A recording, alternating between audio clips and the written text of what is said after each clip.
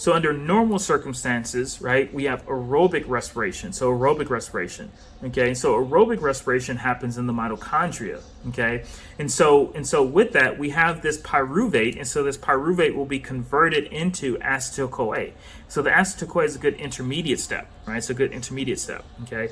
So this acetyl-CoA will then go into the Krebs cycle, and when it goes into the Krebs cycle, okay, we have further breakdown of the glucose, right? The pyruvate, right? The acetyl-CoA in this case now, right? So, but remember, glucose was C6H12O6, and so we have further breakdown of this, okay? And so ultimately, we get rid of these CO2s, and so this is where we get rid of quite a few of these CO2s.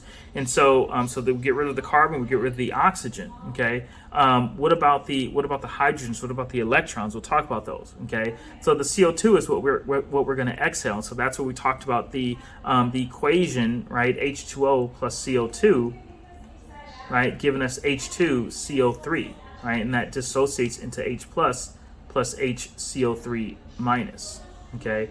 And so this is what will ultimately go into the bloodstream, okay? All right, so now with that, we're going to get rid of the CO2s. What about the hydrogens? What about the electrons, okay? So these electrons are going to go down the electron transport chain, right? So the electron transport chain. And so now within this electron transport chain is where we will extract the energy from these high energy electrons. Where did these electrons come from? They ultimately came from the soil, right? So they ultimately came from the soil, okay? And so ultimately they came from the soil, okay? And they got their energy from the sun. And so we're extracting that energy from these electrons. We're using it to basically create this hydrogen ion gradient, okay? So we create a hydrogen ion gradient. And so whenever we create a gradient, then that means you put a lot of stuff on one side and little stuff on the other side, okay? And so we have the mitochondrial matrix and we have the inner mitochondrial space. And in the inner mitochondrial space, we're going to pump these hydrogen ions into it, okay? So now with that, in order for these hydrogen ions to go back to the other side into the matrix space, they have to pay the cost. They have to pay the price. Okay, so it's like essentially like a dam, right? If you have a river that flows and then a waterfall, right?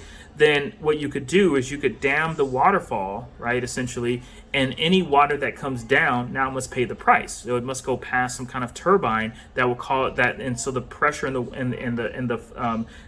potential energy from the water coming down will cause the turbine to spin, and that's actually how some places get electricity. So they take that rotational spin, and so that mechanical energy, and they turn it into electrical energy. Okay. And so with that, the energy machinery here is called ATP synthase. And so this ATP synthase is the enzyme that will be turned and spin, right? So it has a spinning part to it. And so this enzyme will be activated and it will spin as the hydrogen ions come back through here, right? So it will basically cause the spinning of that turbine to spin, okay? And so the energy that is required to take ADP, so adenosine phosphate plus 1-phosphate, and turn it into adenosine triphosphate, so forming that extra phosphate bond, that requires energy, and that energy is coming from the electron transport chain in the inward flow of the hydrogen ions past the ATP synthase. Okay, now this is not possible to continue, right, if you do not have the presence of oxygen. Right? And so in the absence of oxygen, this particular process will cease. Right? Does that make sense? Right? And it ceases pretty quickly. Okay? And so you can only go about 3 minutes max. Some people have superpowers, but for the most part, most of us can only go about 3 minutes or so before we die, right? Without oxygen. Okay, and so we're not talking superhumans or something like that who meditate and all of that. Okay, but it requires us to inhale oxygen. Okay, and so with that, when we inhale the oxygen comes in and picks up these hydrogens. When it picks up these hydrogens, right, then it forms H2O. When it forms H2O, that's where we eliminate the H2O by complexing it with the CO2. Okay.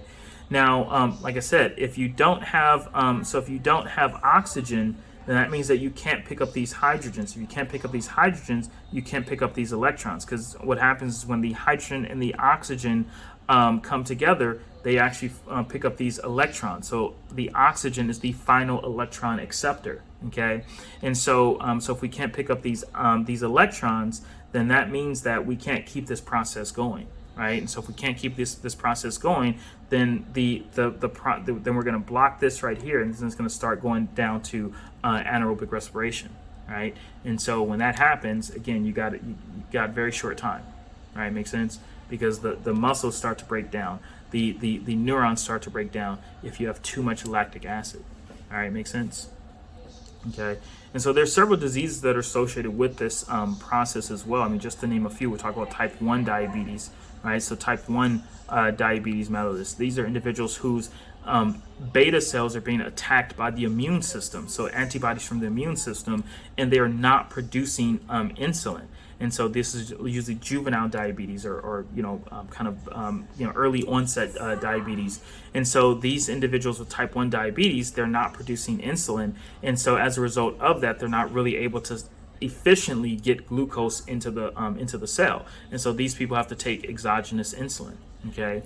When we talk about type 2 diabetics, so type 2 diabetics, right?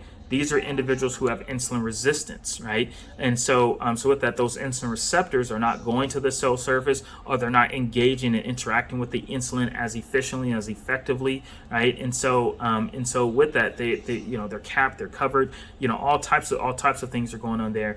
And so with type 2 diabetics, these individuals are not effectively and efficiently binding to insulin and allowing for that glucose to get into the cell.